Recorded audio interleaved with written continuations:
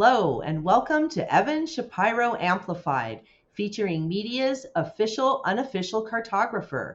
I'm Jennifer Wolf, content partner at NAB Amplify, your year-round connection to the NAB Show community.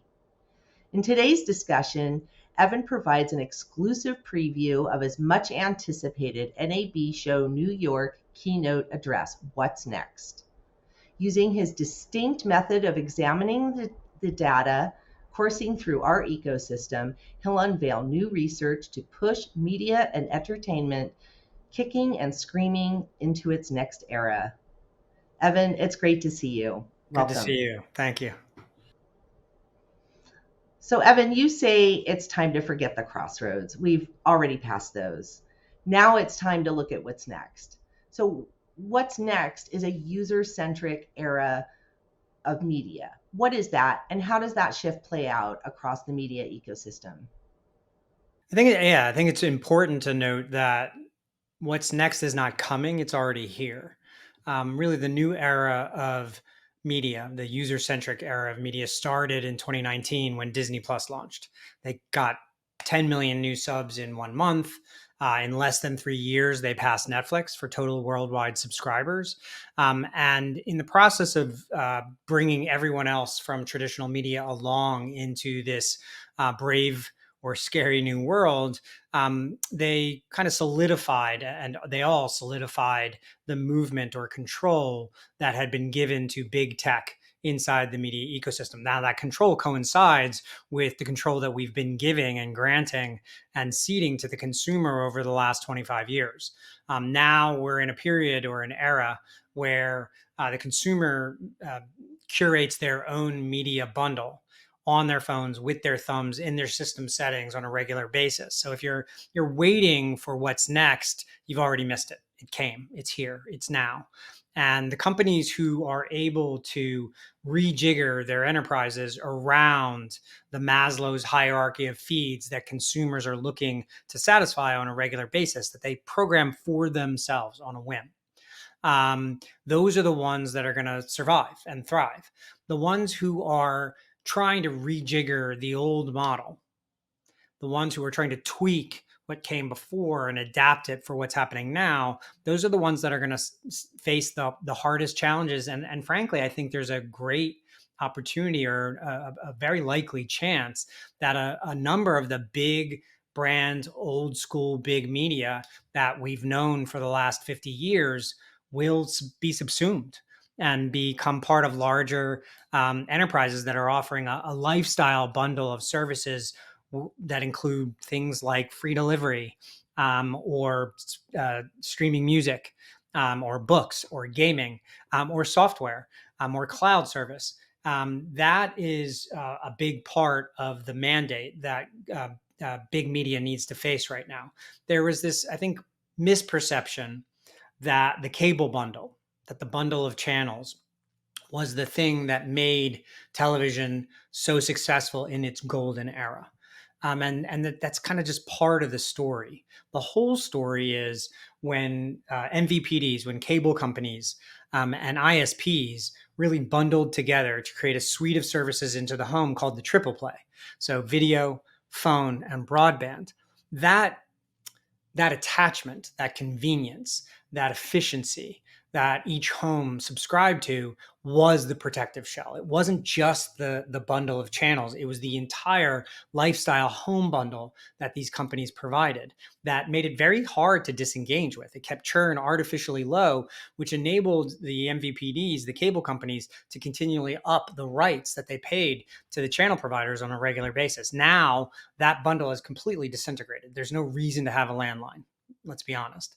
The video bundle is disintegrating very quickly, more quickly each quarter than the quarter before. So now we're reassembling this protective shell. Amazon does a great job of creating a lifestyle suite of services, a lifestyle bundle that includes all these various things that a home is going to want, which is why they have very low churn, and almost everybody we know has a membership to Prime. The other big tech companies are assembling their own version of this, whether that's Apple offering their services free with the purchase of a new titanium iPhone, or Google and it's Google TV platform, it's YouTube platform, it's YouTube Music, YouTube Premium, YouTube Kids, YouTube TV. And so that's the new competitive set. The bundle wars, the lifestyle bundle wars is now the competition that we're in. It's not coming, it's already here. And those who can rebuild their businesses on the fly around the users are the ones who are going to survive and thrive. Well, Evan, that's a lot of change. And given all that, you've come out with a new map of the 2023 global media ecosystem. It's aimed at refocusing how we view the M&E industry. So please tell us a little bit about that. Sure. I'll start with this map, the map I think everybody kind of knows me for, which is this media universe map, which shows exactly what I was just talking about, these massive big tech Death Stars and the disproportionate gravity that they have in the ecosystem. Because they have revenues and valuations and cash from operations that have not necessarily everything to do with media, they are able to invest in new areas, in software and services, such as television, such as audio, such as gaming, such as social, that enables them to invade the markets of the traditional players in these segments and take share, mind share, revenue share, attention share away from the traditional players. This map is meant to show kind of from a non-company standpoint, but from a revenue and audience standpoint, revenue on the left-hand side, audience on the right-hand side, what the consumer's set of choices are on a daily basis when they pick up that first piece of glass in the morning and look at the world and start to imagine their suite of entertainment and media services that they program for themselves. And what you can see here is mobile still sits at the center of a number of the different inputs and outputs inside the media ecosystem. It's the number one use case for consumers around the world. It's the number one revenue generator in the media and entertainment and tech ecosystem. But out from there, everything else stems. So whether it's pay TV and the ability to subscribe to Netflix on your iPhone and then watch it on your big screen, or gaming, which is actually predominantly the majority of the revenue in gaming comes from mobile games.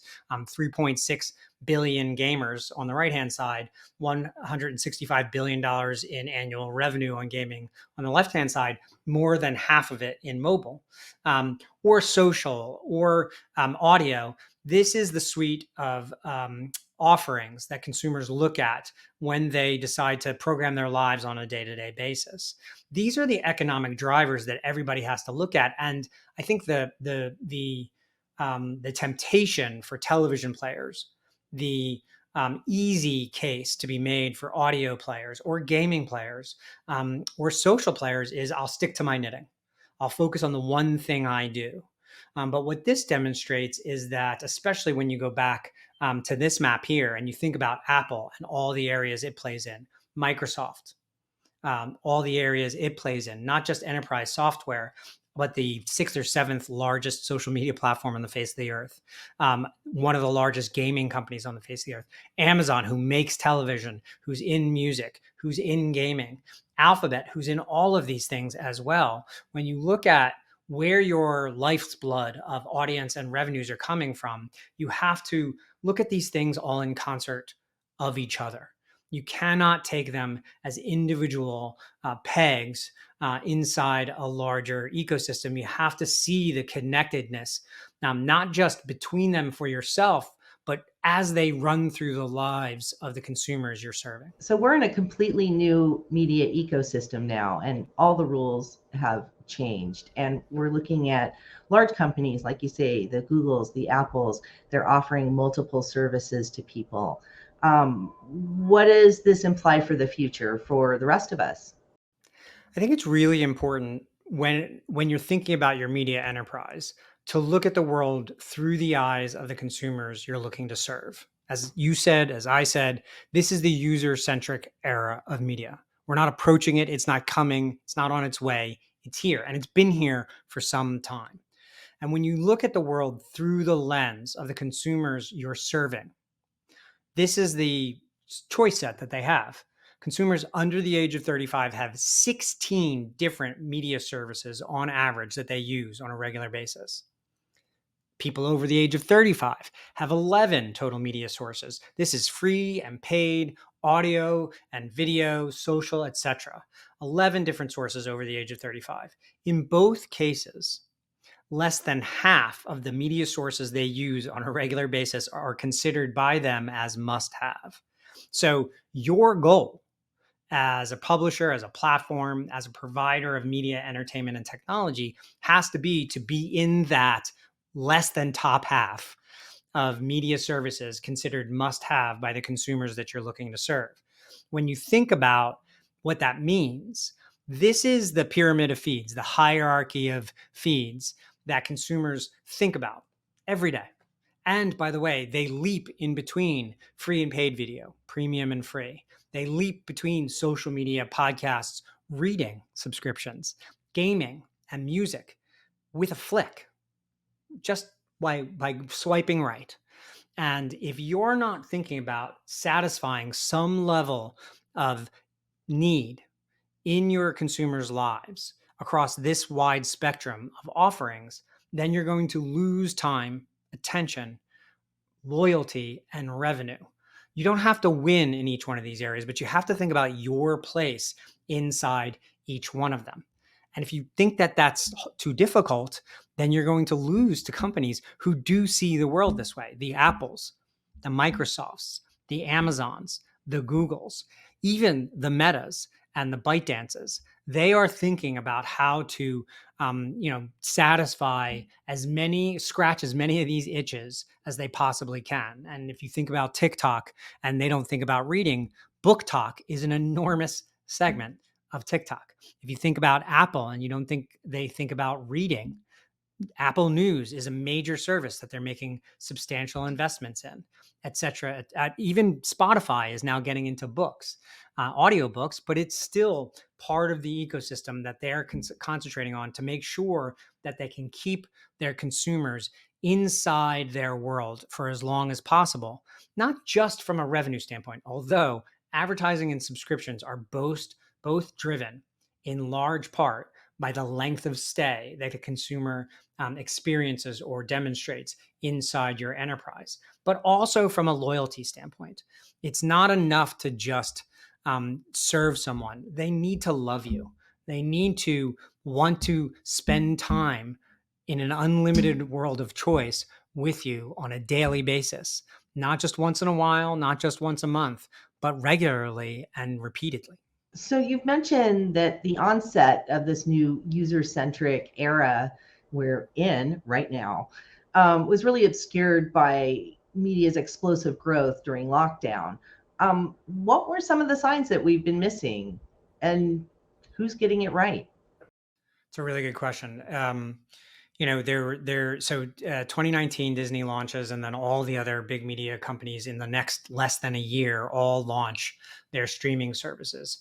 And then there was this, shared crisis that kept us all at home, that basically forced us to subscribe, consume, adapt to new services and new technologies at a speed that we had never seen before. So it accelerated the adoption rate of new products, but it also accelerated the rate of change so appreciably to the point on the other side, change is now a constant. It's now something that happens second by second. You cannot schedule it for once a quarter or for once a year at an offsite. It's like that niece or nephew you only see once a year at Thanksgiving. If you don't pay attention to it, it's suddenly much larger than you ever thought it could be. The problem with that is that somehow the entire C-suite community inside big media, and to a certain extent social media and some of tech as well, all believed that those behaviors demonstrated during lockdown were going to last forever. And a lot of different companies fell into this trap. Even Amazon got this wrong. They overinvested in e-commerce during lockdown because they believed wrongly and kind of oddly that the shopping habits, the e-commerce habits that were being demonstrated during lockdown were going to continue forever. And they had a very bad 2022 as a result of that. However, that company's basic nature is revenue diversity. And so they have a cloud business. that generates a ton of cash and profit for them on a regular basis that helped them get through the bad times in 2022. They have the fastest growing ad platform on the face of the earth. $38 billion in 2022, probably closer to $40 billion in total advertising revenue in 2023. And so even when one part of their business stumbles, they have other parts of the business that can help carry them. Google, same thing. They had a not great growth story around YouTube and Google in 2021 and 2022. However, because they have a growing cloud business, because they have the fastest growing operating system in connected televisions, they've been able to balance different parts of their business and protect themselves from downturns in certain segments when one goes up. Unfortunately, traditional big media, the Disneys, the Paramounts, the Disco Brothers, as I call them, Warner Brothers Discovery, these companies also believed, Netflix, they also believed that the consumption habits demonstrated during lockdown were going to continue ad infinitum, off into the horizon, forever up and to the right. And that just did not happen. And it was kind of illogical for them to believe that they would. And so now they find themselves on the other side of it, scrambling to add ads to a paid product, in the case of Netflix, scrambling to find a way to gently sunset their traditional media outlets, Warner Brothers, Discovery, Disco Brothers, Disney, Fox. But unfortunately for them, unlike these big tech Death Stars who have these multi-lever revenue inputs, they have basically a business, television. Disney has parks, but their parks department actually had a pretty rough first half of this year. And as a result, the new old Bob Iger is facing some real challenges, and he's now out on his front lawn with a card table selling off pieces of the enterprise like an old man in a bathrobe. So we find ourselves in a world where these leaders from past eras who had successes in the height of the television pay TV ecosystem are now scrambling to make up for quickly falling revenues and audiences in traditional media without understanding how to fully develop the revenue inputs for these new platforms that they launched during lockdown.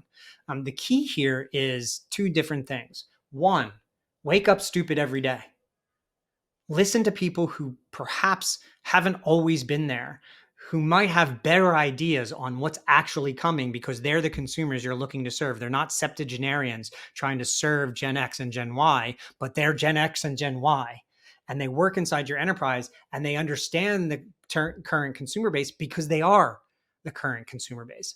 And then separately and secondarily, and perhaps even most importantly or more importantly, protect yourself.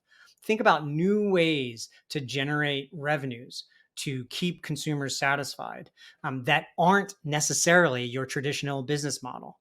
If you think that your media company can't adapt to this new world because it's too traditional or it has things that we've always done before, the case study I like to point to is the New York Times. In 2010, 2011, the New York Times was in a nosedive. I think there are plenty of people in the ecosystem, myself included, that thought that they would not pull out, that they would cease to exist or be subsumed by a larger media enterprise. And what happened was they hired someone from outside the ecosystem, from outside the community here in media in America. They hired the head of the BBC, Mark Thompson, someone who had never run a commercial enterprise before. The BBC doesn't have to sell ads. They don't have to sell subscriptions. They are funded by taxes on the British public that come to them automatically on a yearly basis. A controversial thing in and of itself, but still, they are a very old school company that with very different inputs and outputs than the American media ecosystem. And all he did when he got there was change everything. He took money out of the print newsroom and put it into the digital newsroom. He reoriented the entire enterprise from one that was majority advertising and print subscription to one that was digital subscription and substantially less advertising. He turned upside down the idea of what a news gathering organization should and could be and reimagined the enterprise, not from the old gray lady, a newspaper with ink and paper, but to a digital suite of entertainment and information services across a wide array of platforms that now serves as a lifestyle bundle, very much unlike anything out there in the ecosystem. This is what the New York Times looks like right now. They have one of the most important podcasts in the world. In fact, they are one of the top 3 or 4 podcast platforms on the planet. They make television for FX and Hulu. They are a very important gaming company. They have a machine learning, performance marketing, artificial intelligently driven subscription enterprise that reslices all of their different offerings around the needs of the consumer whenever the consumer thinks that they want to desubscribe. They just bought The Atlantic and dismantled their sports department as a result. They have a food product that people absolutely adore and subscribe to. And they changed how they look at themselves dramatically dramatically in a short period of time relative to the whole. Also, what they did was they hired a bunch of young, late 20s, early 30s product managers and thought leaders and empowered them to make changes at the enterprise downline from the C-suite without having to run everything up the food chain on a regular basis. And I say that out loud in front of large crowds of older people in the media ecosystem, and you can feel the sphincters tightening when I do it. And yet this is the type of reimagination that's necessary right now. If you're not prepared to do these hard things, if you're not prepared to rethink who gets a say in the room where it happens, if you're not prepared to rebuild your enterprise around the very most important needs of your most important consumers, then you're fucked. I'm sorry for using that type of terminology, but that's just where we're at. In a year last year in 2022, where the rest of digital media was suffering, YouTube and Meta and Amazon were all suffering, the New York Times had a surge, not just in subscribers, but also in revenues and profits. Also, what's really important to note here in this case study is that the New York Times doesn't have 200 million subscribers. They don't have 100 million subscribers. They have 10 million subscribers, growing to 15 probably in the next 3 or 4 years. But 10 to 15 is not 150 or 200. Scale for scale's sake is not the quest here. Super serving a very highly engaged, valuable set of consumers across a set of revenue inputs and outputs, that's the assignment now. It sounds simple, and yet almost no one's doing it. And yet here we have the New York Times, the oldest, crotchiest, family-run business, perhaps in all of media, the old gray lady reinventing itself in real time over the last decade, to the point now, so successfully, that CNN, Disco Brothers, went and hired Mark Thompson to rescue CNN. Why? Because very often the answers are not going to come from the things you've always done. Very often, and I think most of the time on a moving forward basis, the people who have always been there are not going to be the ones that lead you to where you need to go. So for media companies who are still currently making this shift to this user-centric model, what are some of the opportunities for them? I think that the biggest opportunities center around the things that have always held them most valuable. The New York Times is another, I'll go back to that case study. They didn't change the nature of their reporting. Their mission to educate and inform the world remains intact. They did not sell their souls in order to succeed. They changed their business models. They changed the people who get to make decisions. They changed the way they make money and their approach to the marketplace. And so, if you're a legacy media company and you have brands that are valuable, they're probably still valuable.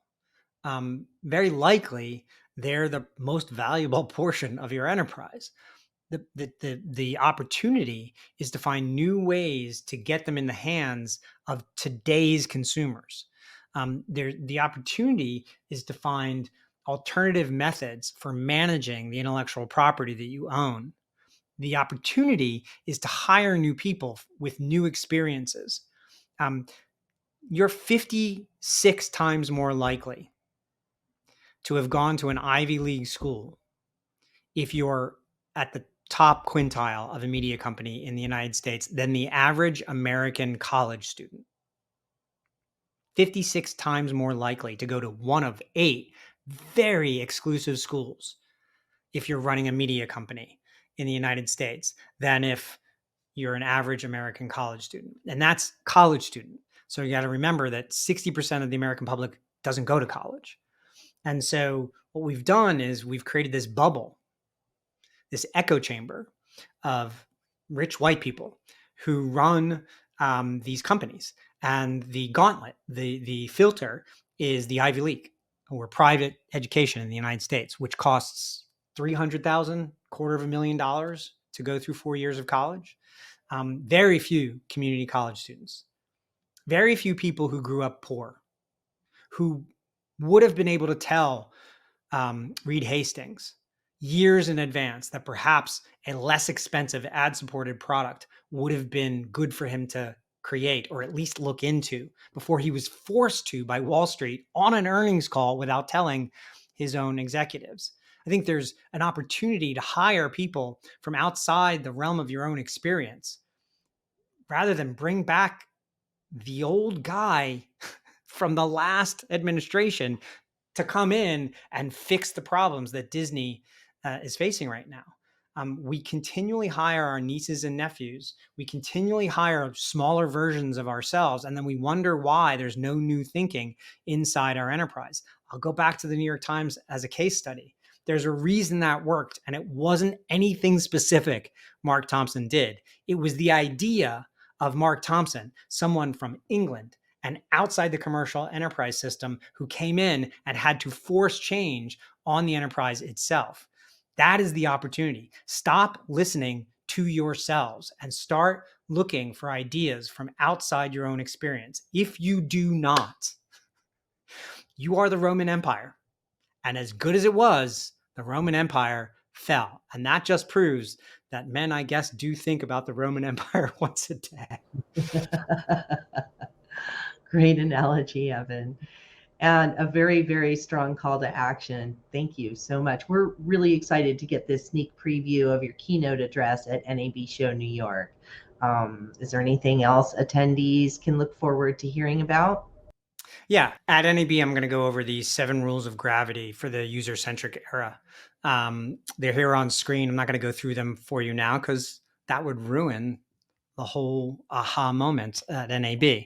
But these are the basic central rules I think apply to any media company looking to get into, not through, but into the new user-centric era and not just survive, which I don't think is necessarily anybody's end goal, but to actually succeed, to thrive, to grow. Remember growth? That was something we used to talk about year on year on year inside cable and television in the United States. We can get back there. We can get back to growth. We can get back to relevancy. We can get back to opportunity inside the media ecosystem, but we have to put down the things that got us here and look for the things and the people that will get us to where we need to go. Thank you, Evan. There's definitely a lot of work ahead for everyone, but there's also a lot to look forward to. And thank you so much for your insights. It's been great having you here today. My pleasure. Thank you. Folks, that's Media Universe Cartographer Evan Shapiro. Thanks for watching along. And for more great insights like these, head on over to amplify.nabshow.com.